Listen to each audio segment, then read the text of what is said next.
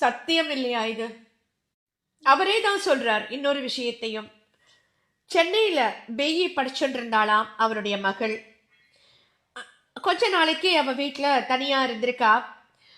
அந்த சமயத்துல அவ என்ன பண்றா, அவரோட கல்லூரியில ஏற்பட்ட மன உளைச்சல்ல யோசிக்காம அவருடைய மனைவிக்கு டாக்டர் கொடுத்திருந்த தூக்க மாத்திரைகளை அதிக அளவுல சாப்பிட்டுட்டா அந்த குழந்தை. இங்க சென்னையில தினமும் காலையில இவர்கிட்ட போன்ல பேசுவா. அந்த மாதிரி வழக்கத்துல அன்னைக்கும் பேசுறா. பேசும்போதே என்ன சொல்லிடுறா, இந்த மாதிரி தூக்க மாத்திரைகளை சாப்பிட்டுட்டேன்னு சொல்லிட்டு மயக்கமாயிட்டா. உடனே அவர் பதறி போயிட்டார்.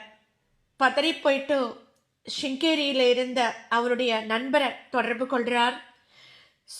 சத்குருநாதரிட இந்த நிலைமைய சொல்லும்படி கேட்டுக்கிறார்.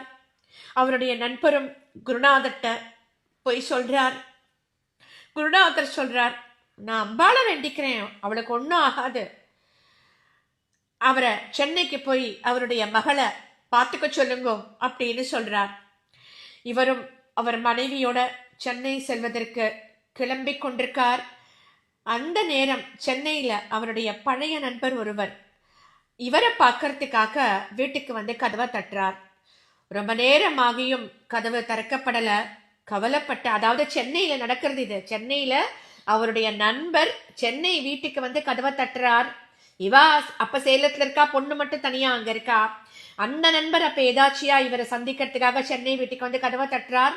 கதவை திறக்கல யாருமே, பலமாக தட்டுறார். அந்த சமயம் நமது குருநாதர் கிருப்பையால என் மகளை ஏதோ ஒரு சக்தி உந்தி தள்ள அவள் எழுந்து வந்து கதவை மட்டும் திறந்துட்டு மீண்டும் மயக்கம் போட்டு விழுந்துட்டாளாம் அந்த குழந்தை.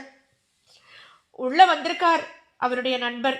உடனே அவளை பக்கத்துல இருந்த ஹாஸ்பிட்டல்ல போய் சேர்த்து அவளை காப்பாத்திருக்கார். இவ எல்லாமே இவ சென்னை செல்வதற்குள்ளேயே நடந்து முடிச்சுடுத்து.